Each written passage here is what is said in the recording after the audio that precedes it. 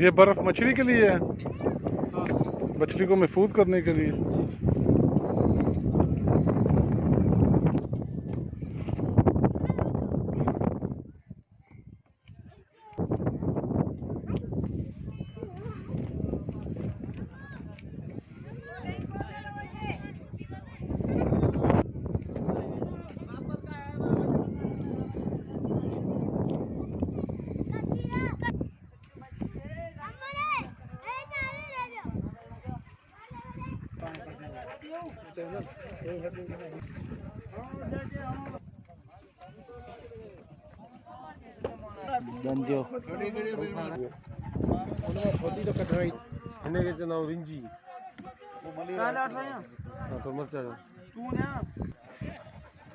अब हाँ थोड़ा जा